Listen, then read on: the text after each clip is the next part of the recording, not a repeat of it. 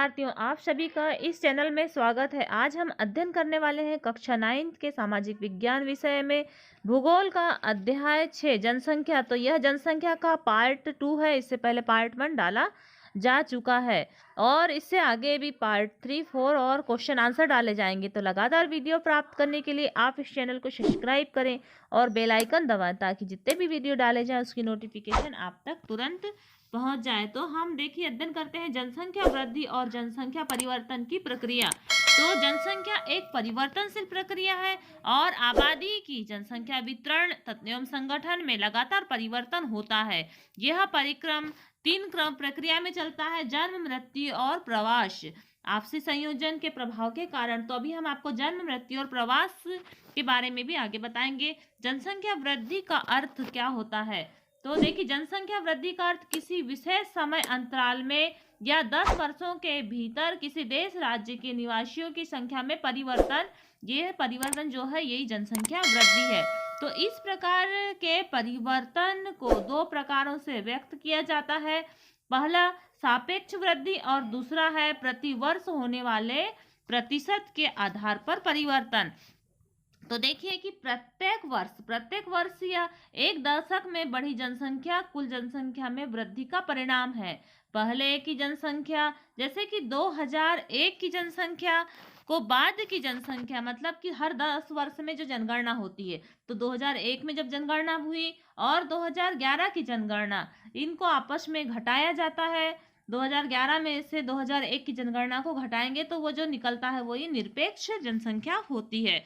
जनसंख्या की वृद्धि का एक दूसरा महत्वपूर्ण पहलू उसका अध्ययन प्रति वर्ष प्रतिशत में किया जाता है।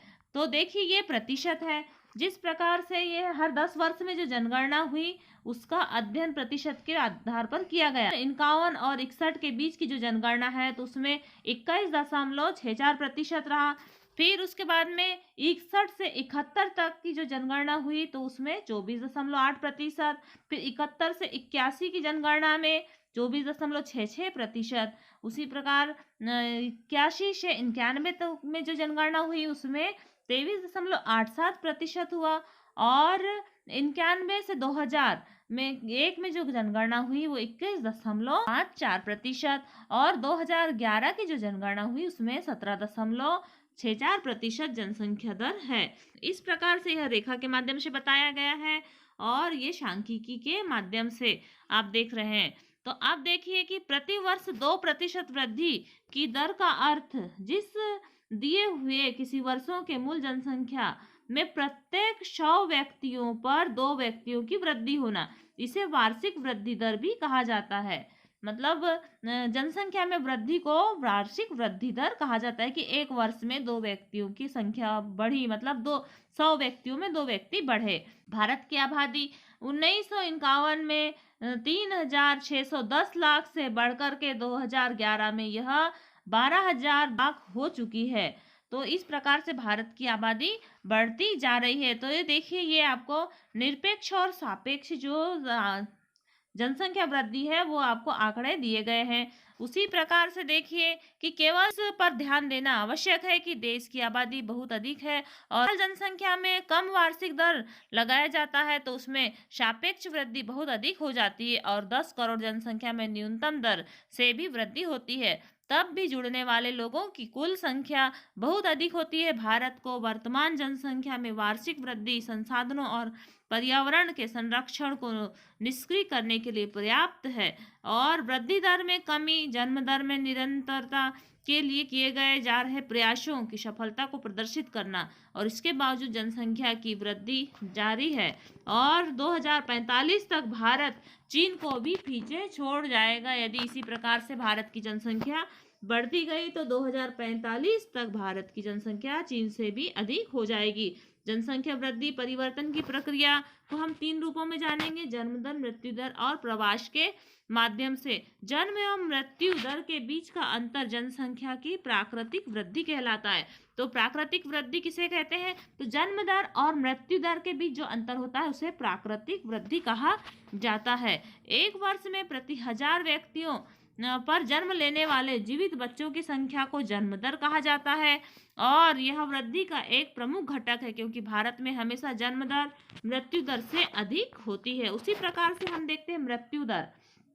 तो एक वर्ष में प्रति 1000 व्यक्तियों में मरने वाले की संख्या को मृत्यु दर कहा जाता है। मृत्यु दर में तेज गिरावट भारत की जनसंख्या में वृद्धि की दर को का मुख्य कारण है। उच्च जन्म दर और मृत्यु दर में लगातार गिरावट के कारण जन्म दर और मृत्यु दर में काफी अंतर आया है। 1981 से धीरे धीरे जन्म दर में गिरावट आई और इसके परिणाम स्वरूप जनसंख्या दर में भी गिरावट आई। इस प्रकार से चलन का कारण है। तो मतलब कुछ जो 1981 के बाद में जन्म दर में कमी आई है, तो जनसंख्या वृद्धि दर में भी कमी आई। जनसंख्या वृद्धि दर का तीसरा घटक है प्रवास। तो प्रवास किसे कहा जाता है? लोगों का एक स्थान से दूसरे स्थान पर चले जाने को प्रवास कहते हैं। प्रवास आंतरिक मतलब देश के भीतर और अंतर्राष्ट्रीय मतलब देश के बाहर भी होता है। कुछ लोग देश से बाहर भी चले जाते हैं और कुछ देश के अंदर ही इधर उधर चले जाते हैं। आंतरिक प्रवास जनसंख्या के आकार में कोई परिवर्तन नहीं करता, लेकिन यदि देश से बाहर जाते हैं तो वह प्रवास में और जनसंख्या की वृद्धि और जनसंख्या घटक में अंतर प्रभावित करता है। भारत में अधिकतर प्रवासी ग्रामीण से शहरी क्षेत्रों की ओर प्रवास करते हैं, क्योंकि ग्रामीण क्षेत्र में अपकर्षण कारक प्रभावित होता है। ये ग्रामीण क्षेत्रों में गरीबी और बेरोजगारी के प्रतिकूल अवस्थाएं हैं।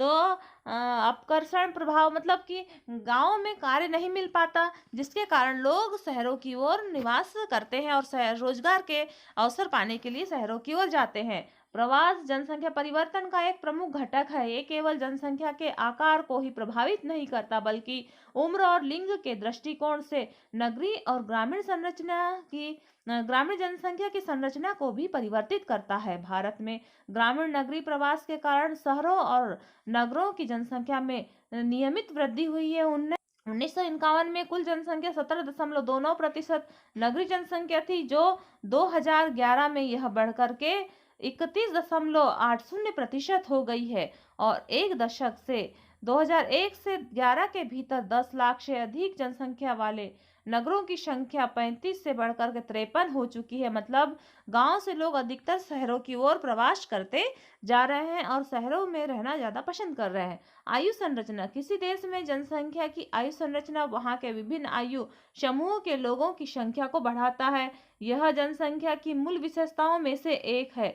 एक व्यक्ति की आयु उसकी इच्छा, खरीदारी तथा काम करने की क्षमता को पर्याप्त रूप से प्रभावित करती है। परिणाम बच्चे, वयस्क और वृद्धों की संख्या में परिणाम स्वरूप बच्चे, वयस्क और वृद्धों की संख्या एवं प्रतिशत किसी भी क्षेत्र के आबादी के सामाजिक और आर्थिक ढांचे को निर्धारित करता है। बच्चे, वयस्क और वृद्ध। तो बच्चे मतलब कि जो 15 वर्ष की उम्र से कम, ये आर्थिक रूप से उत्पादनशील नहीं होते तथा इनको भोजन, वस्त्र और स्वास्थ्य संबंधी सुविधाएं उपलब्ध कराना पड़ता है। वयस्क व्यक्ति मतलब आर्थिक रूप से उत्पादनशील होते हैं, मतलब कि ये आय प्राप्त करने वाले या आय को या रोजगार करने वाले लोग होते हैं। जैविक रूप से प्रजननशील होते हैं और यह जनसंख्या कार्यशील वर्ग होता है, मतलब कार्य करने वाला। और 59 वर्ष से अधिक तो ये वृद्ध होते हैं। ये आर्थिक रूप से उत्पादनशील या अवकाश प्राप्त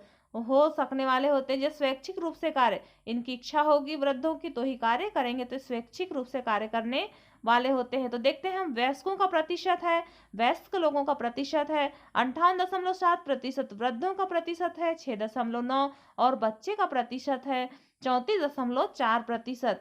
इस प्रकार से हमने यह जनसंख्या के बारे में अध्ययन किया। अब हम आने वाले वीडियो में लिंगानुपात और स्वास्थ्य के बारे में अध्ययन करेंगे। तो लगातार वीडियो को प्राप्त कीजिए और इस चैनल को सब्सक्राइब कीजिए। और अध्ययन के लिए धन्यवाद, और वीडियो देखने के लिए और वीडियो को लाइक करने के लिए बहुत बहुत धन्यवाद।